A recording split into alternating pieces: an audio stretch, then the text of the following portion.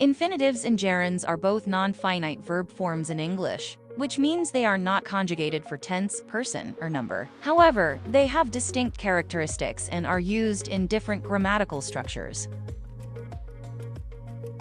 Welcome to Canada Smart Mind, the premier Canadian school dedicated to helping you achieve your dreams.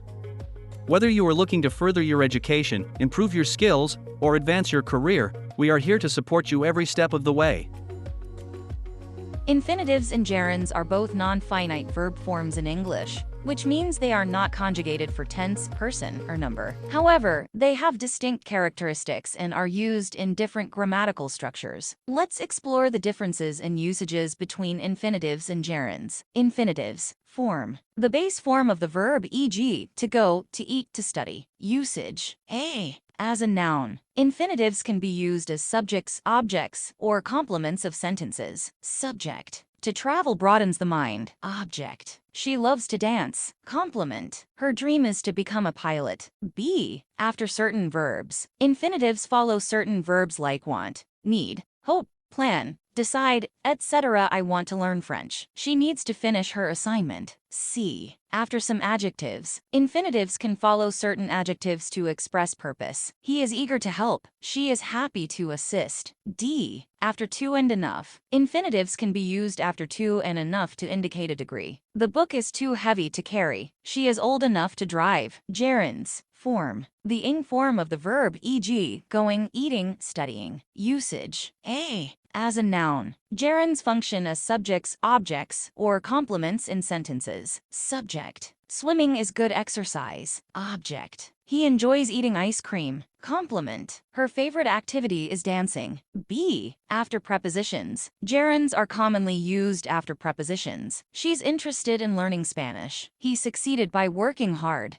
C. As a complement of certain verbs. Some verbs are followed by gerunds to complete their meaning. I avoid eating junk food. They enjoy hiking in the mountains. Differences between infinitives and gerunds. Form. Infinitives are formed with to plus base verb, while gerunds are formed by adding ing to the base verb. Infinitive. To eat, to dance, to read. Gerund. Eating, dancing, reading function. Infinitives can act as nouns, adjectives, or adverbs, while gerunds function solely as nouns. Prepositions. Infinitives are not used after prepositions, but gerunds are commonly used in this context. Subjects. Gerunds can function as the subject of a sentence, while infinitives usually do not. Verb complements. Certain verbs are followed by either an infinitive or a gerund, and the choice can change the meaning of the sentence. She started to study. She began the action of studying. She started studying. She began studying as an ongoing activity. In summary, infinitives and gerunds are both non-finite verb forms with different uses in English. Infinitives often indicate purpose or follow certain verbs and adjectives,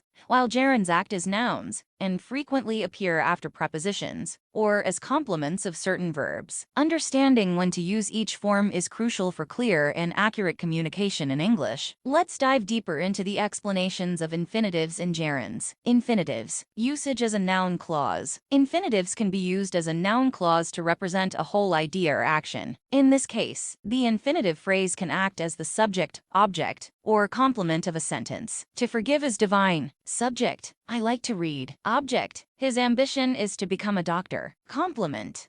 After modals. Infinitives follow modal verbs. Can, could, will, would, shall, should, may, might, must, to form various verb phrases. She can swim. We must leave now. Adverbs and adjectives plus infinitive. Infinitives can follow adverbs and adjectives to express purpose, intention, or necessity. He spoke softly to avoid waking the baby. The cake is too delicious to resist. After certain verbs. Infinitives are used after certain verbs to complete their meaning. Some of these verbs include afford, agree, appear, decide, hope, learn, manage, promise, refuse, seem, want, wish, etc. She promised to come to the party. They want to visit the museum. Gerunds. Usage as a subject. Gerunds can function as the subject of a sentence, often representing an action or activity. Dancing is fun. Singing requires practice. After prepositions. Gerunds are commonly used after prepositions to show the relationship between the action and other elements in the sentence. He insisted on paying for dinner. She apologized for arriving late. As the object of a verb. Gerunds can be the direct object of a verb, indicating the action's receiver. They enjoy hiking in the mountains. I don't mind helping you. As the object of a preposition. Gerunds can also function as the object of a prepositional phrase. She is good at playing the piano. They are interested in learning new languages. Differences in meaning.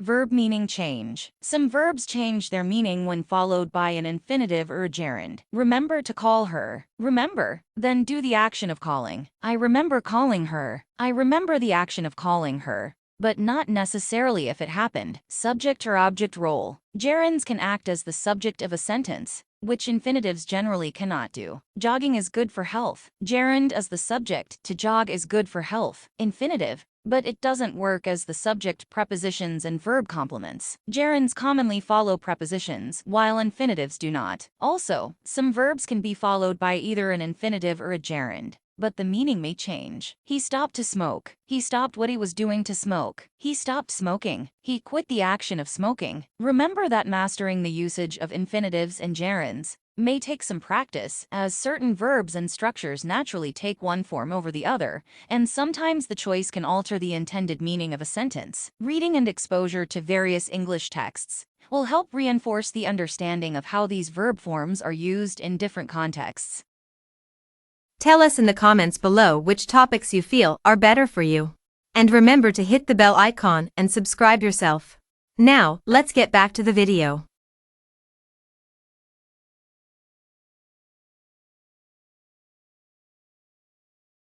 Here are 10 examples of infinitives and gerunds in English. Infinitives. To study. I need to study for the exam tomorrow. To dance. She loves to dance in the rain. To cook. My brother wants to cook dinner tonight. To travel. They plan to travel to Europe next summer. To read. He promised to read the book before the movie release. To paint. The artist decided to paint a beautiful landscape. To swim. We hope to swim in the ocean during our vacation. To play. The children are excited to play in the park. To help. She offered to help with the charity event. To learn. They want to learn how to play the guitar. Gerunds. Studying. Studying for exams can be challenging. Dancing. Her passion is dancing in various styles. Cooking. Cooking is an art that requires patience and skill. Traveling. Traveling broadens one's perspective on life. Reading. Reading books is a great way to gain knowledge. Painting. Painting landscapes can be a therapeutic activity. Swimming. Swimming is an excellent form of exercise. Playing. Playing video games is his favorite hobby. Helping. Helping others brings a sense of fulfillment.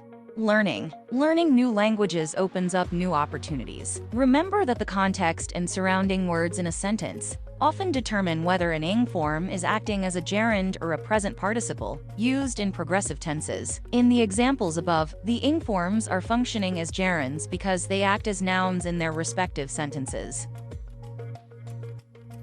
I thank all the support of Canada Smart Mind and thank you very much for watching this video.